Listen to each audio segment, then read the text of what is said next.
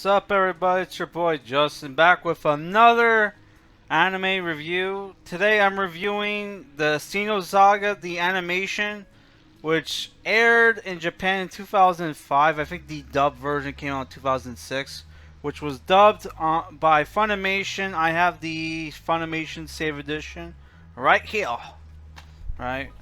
Which the show had like 12 episodes and is animated by Toei Studio, right? I think I'm starting to think like Funimation had a deal with Toei or something. That's why they dub a lot of Toei shows.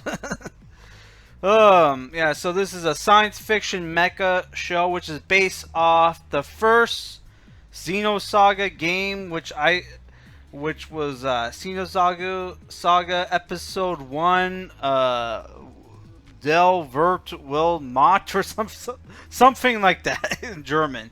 They had German, like, subtitles.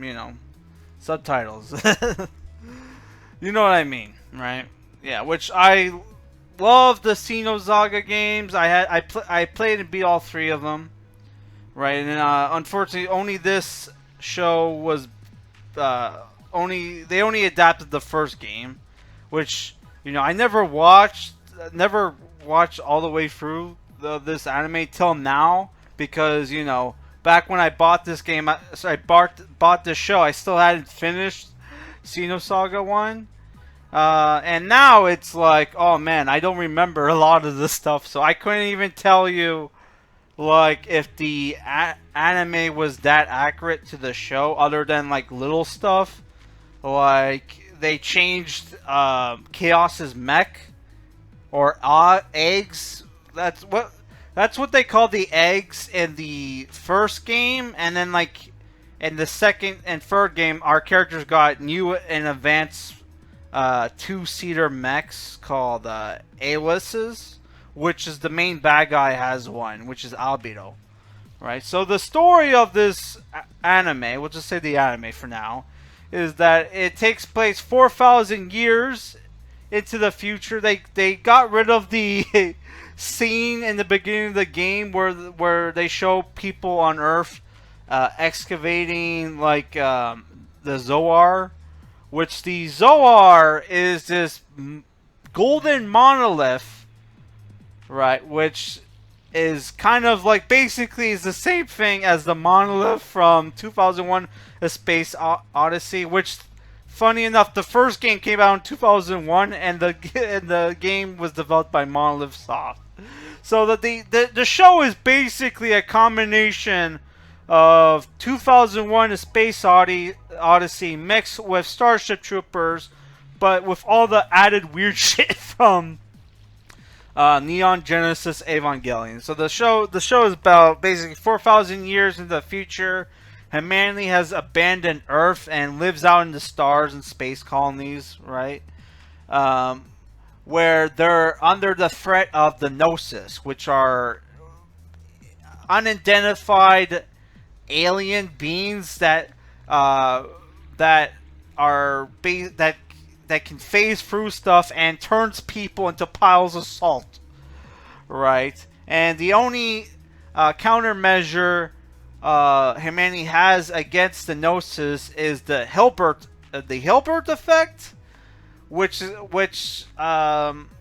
allows the solidification of the Gnosis, so they can be killed because they phase in the Gnosis, which are like, some of them are like whales, some of them are like monsters, can phase in and out of reality. So like you only have, like, if you don't have the Hilbert effect, which solidifies them, you have like a split second to shoot them when they're in our reality, right?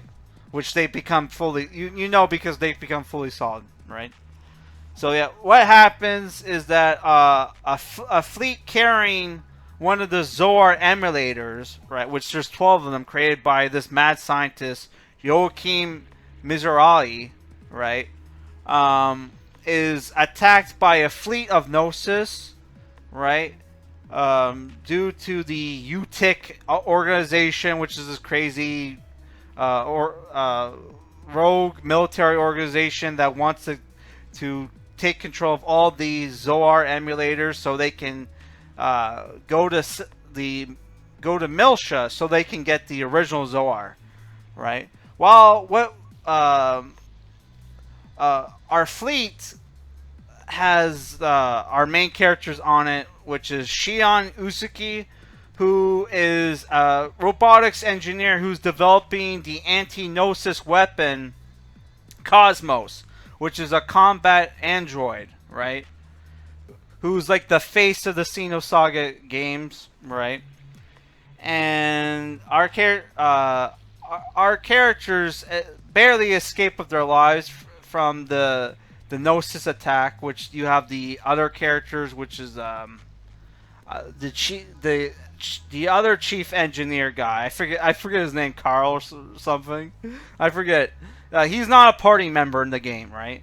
And you have like Virgil, who is an eggs pilot who doesn't like Realians, which Realians are like the synthetic humanoids who are like basically soldier slaves, right?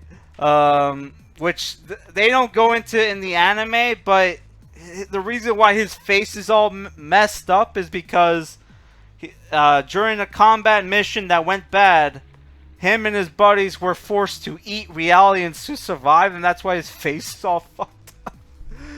Which, that character, spoiler alert for the games, dies in like the first 3 hours or some shit. And, you know, they keep him along for a while in the show, which is great, because I really liked Virgil. I thought Virgil was an underrated character, right? They escape only to board when they get rescued by the by the Elsa, which is a cargo ship that are also scavengers, where they meet the Captain Matthews, Hammer, the Helms, not the Helms, he's the navigator, and oh my god, Tony, the helmsman, right? Which they work for the Kugai Foundation, right? Who are also trying to collect all the Zoar emulators, right? And on board the Elsa, they meet the cyborg Ziggy, who is one of my favorite party members of the game, who was voiced by Richard Epcar in the games, but unfortunately, because they didn't get the same dub studio as the games, you know, he's replaced by John. What was his name? Oh my god, he's one of my Jason Douglas. That was his name. And that's where you meet Momo, who's the original Realian created by Yohim Mizurai, who is the basis for the 100 series observational units that are like that also have the ability to do the Hilbert effect, which Cosmos can do the Hilbert effect in a wide scale. I'm probably mispronouncing the thing, the effect that allows them to solidify shit. So what happens during the series? Our characters get involved in a plot by multiple factions that are all trying to get the Zoar emulators and Momo, because Momo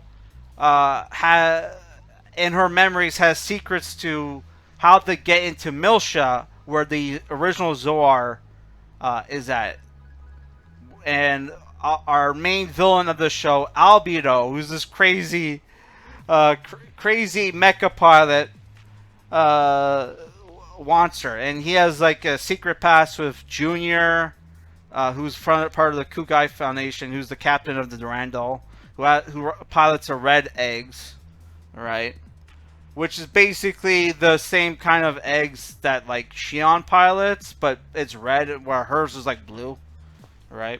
Which they get different mechs in the second Fur game, because the mechs in the first game, even though they looked very cool, yeah, they were kind of shitty, because you couldn't really heal them in battle unless you had like the very rare healing items. So I for the really tough tough boss battles, I never even used the eggs, right? Because you're just better off using Cosmos and having Shion healer, right?